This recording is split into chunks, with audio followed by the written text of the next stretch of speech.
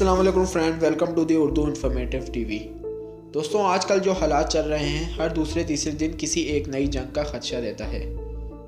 अगर कोई मुल्क पाकिस्तान पर हमला कर देता है तो इससे क्या तबाही बर्पा हो सकती है।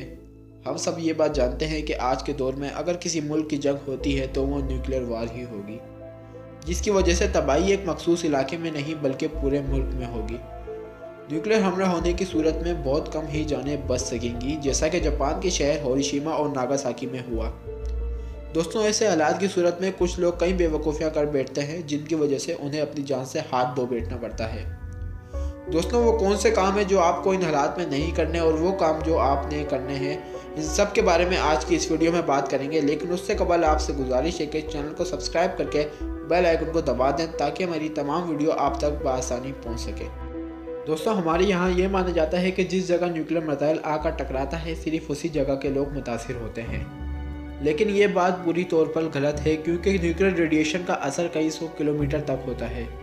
दोस्तों, ज़मीन के जिस हिस्से पर बम आकर टकराता है, उस एरिया के पास वाले लोग एक्सप्लोजन की वजह से मरते हैं, और उस इलाके से थोड़ी दूर वाले लोग थर्मल रेडिएशन की वजह से मरते हैं, और उससे थोड़ी और दूर वाले लोग एक्यूट रेडिएशन सिंड्रोम की वजह से मरते हैं।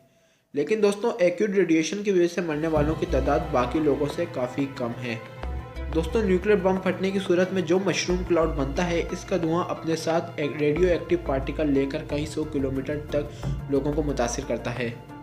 दोस्तों, जब कोई इंसान या जानवर अपनी नाक के ज़रिए इस धुएं को अपने अंदर इनहेल करता है तो उस शख्स को एक्यूट रेडिएशन सिंड्रोम बीमारी लग जाती है, और यही बीमारी कैंसर का बाइस बनती है। अब बात करते हैं इससे बचना कैसे है।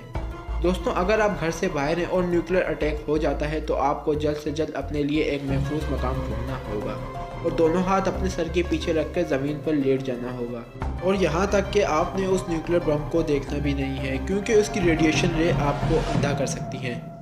और उसके बाद अगर वो थर्मल स्ट्रेस गुजर जाएँ तो आपने जल्द से जल्द अपने घर में चले जाना है, अगर आप अपने घर के करीब हैं तो, क्योंकि इसके लिए आपके पास सिर्फ 30 मिनट का वक्त होगा। दोस्तों, कहा जाता है कि एक इंसान के पास न्यूक्लियर अटैक होने की सूरत में सिर्फ 30 मिनट का ही वक्त होता है अपने लिए एक अच्छे से अच्छा शेल्टर ढूंढने के लिए, क्योंकि इसके बाद रेडियो एक्टिव पार्टिकल्स गिरना शुरू हो जाते हैं और वो हमारे एटमॉस्फेयर में फैल जाते हैं, जो सांस के साथ आपके अंदर जा सकते हैं, जिसकी वजह से आपको थायराइड का कैंसर हो सकता है, जो एक लाइलाज बीमारी है।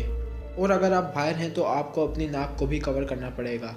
अगर आपके पास रुमाल मौजूद है तो आप उसके ज़रिए भी अपनी नाक को कवर कर सकते हैं, ताकि कोई भी रेडियो एक्टिव पार्टिकल्स आपकी नाक के ज़रिए आपके अंदर ना जा सके। दोस्तों, अब बात करते हैं दूसरी सिचुएशन की। अगर आप किसी बिल्डिंग के अंदर हो या फिर अपने घर के अंदर हो तो दोस्तों, ये काफ़ी हद तक महफूज जगह है। अगर आप न्यूक्लियर इम्पैक्ट से दूर हो, यानी आप उस जगह से दूर हो जिस जगह न्यूक्लियर बम आकर गिरा है, और आप अगर थोड़ी करीब भी हो तो आइडियल सिचुएशन यही कहती है कि आप महफूज हो। अगर आप घर के अंदर हो तो यहाँ आपको ये चंद चीज़ें ही लेकर डूब सकती हैं, जैसे अर्थक्वेक, शॉक वेव और थर्मल रेडिएशन वगैरह। अगर आपका घर थर्मल रेडिएशन, अर्थक्वेक और शॉक वेव को झेलने लायक नहीं होगा तो वो गिर जाएगा।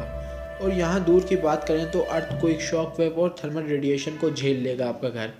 दोस्तों, यहाँ अगर आप ये सोच रहे हो कि आप अपनी कार में बैठ के उस एरिया से निकल जाओगे तो ये बात यहाँ बिल्कुल गलत है, क्योंकि आपकी कार रेडिएशन को बर्दाश्त ही नहीं कर सकेगी। तो यहाँ आपके पास सिर्फ एक ही रास्ता है बचने के लिए कि आप अपने घर के अंदर रहें, और घर को भी अंदर से एयर टाइट करना पड़ेगा, और अपने मुंह पर भी कपड़े रखने पड़ेंगे या फिर रुमाल, ताकि कोई भी रेडियो एक्टिव पार्टिकल्स आपके मुंह के अंदर ना जा सके, क्योंकि अगर कोई भी रेडियो एक्टिव पार्टिकल्स आपके अंदर चला गया तो आपको कैंसर होना पक्का है।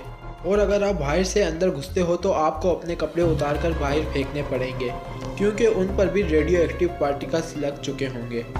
दोस्तों, ऐसी सूरत के लिए आपके घर में 2 हफ्ते का खाना होना चाहिए, क्योंकि अगर कोई न्यूक्लियर हमला हो जाता है तो ना तो आप 2 हफ्ते तक कहीं निकल सकेंगे और ना ही अपने घर से बाहर जा सकेंगे, क्योंकि जो रेडियो एक्टिव पार्टिकल्स हैं वो आपके माहौल में ही मौजूद होंगे। उनको तकरीबन 2 हफ्ते लग जाएंगे उधर से जाने में। तो दोस्तों, बाहर मुल्कों में, जापान वगैरह में मुकम्मल बच्चों को ट्रेनिंग दी जाती है इस सिचुएशन के लिए, और उन्होंने यहाँ तक कि अपने घर के अंदर बंकर्स भी बनाए हुए हैं ताकि कोई भी ऐसी सूरत आए तो वो ज़िंदा रह सकें।